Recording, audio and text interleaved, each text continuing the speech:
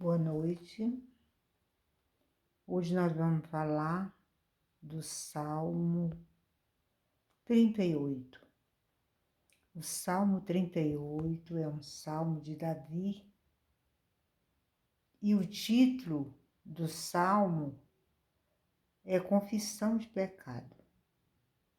Como nós sabemos que Davi era um rei, né? Mas apesar dele ser rei, ele era também um guerreiro, ele lutou muito, ele pecou, como todos nós pecamos, mas se existe algo que é interessante em Davi, é que na medida que ele pecava, ele também confessava o seu pecado a Deus. Por isso é que Davi teve vitória, é por causa que ele era muito, assim, tinha muita facilidade de chegar para Deus e confessar o seu pecado. Ele sabia que pecava como todos nós pecamos, mas em todas as circunstâncias dos seus erros, ele confessava a Deus. Humildemente pedia perdão a Deus, e Deus não rejeita um coração aquebrantado na presença dele. Então, Davi, nesse Salmo 38, ele está confessando os seus pecados, né?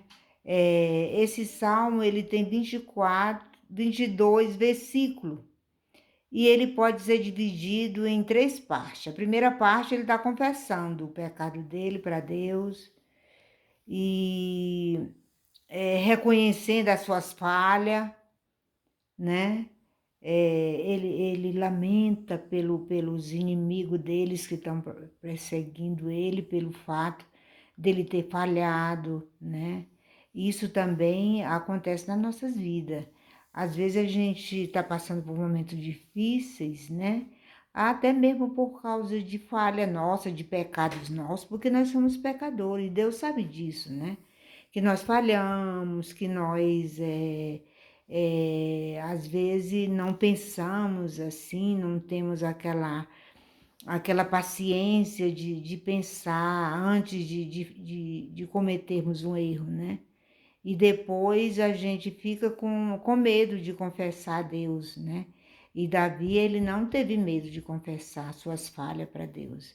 Então ele chega no momento que ele confessa todo o seu lamento, é uma conversa com Deus, porque a nossa oração também é uma conversa com Deus. Nós temos que confessar nossas falhas para Deus e pedir para Deus nos perdoar, porque somente Ele sabe aonde nós falhamos, por que falhamos, né? Então aí a gente pega e confessa a Deus, né?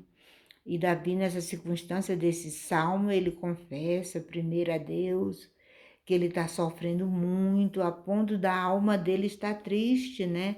Da alma dele estar a quebrantar, assim, muito ferida, né? E ele não, está quebrantado pedindo a Deus misericórdia, né? E do verso 1 ao verso 8, ele está lamentando, né? E do verso 9 ao 14, ele está pedindo para Deus livrar ele, né, da situação. Tá tendo uma conversa séria com Deus e pedindo para Deus livrar ele da circunstância pelo qual ele passa, né? Já do 15 ao 22, ele espera em Deus, né? Porque quando nós estamos passando por momentos difíceis, o que nós temos que fazer, primeiramente, confessar, depois ter uma conversa com Deus. Senhor, olha, a situação é essa, eu estou passando por isso, eu estou sofrendo, eu não suporto mais, né? São muitos os ataques, né? Então eu te peço que tu faça algo, porque só tu pode fazer. Há situações que nós não podemos fazer nada, somente Deus, né, pode fazer. Então, aí, depois de tudo é esperar. é esperar em Deus, esperar aqui, porque nós queremos que tudo seja resolvido de uma maneira instantânea. Não é assim. Com Deus é diferente. Deus vai analisar a nossa causa. Quando a nossa causa chega perante Ele vai analisar a causa nossa, só que Ele é o justo juiz. Ele faz o seguinte, ó, ele errou. A primeira coisa que ele tem como vitória é porque ele está confessando o pecado que ele pecou.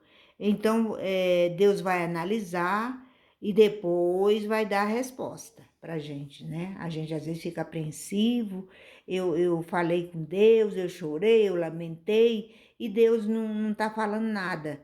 Mas quando Deus não fala é porque Ele está agindo, né? Ele age no silêncio também. É só nós esperarmos neles, amém?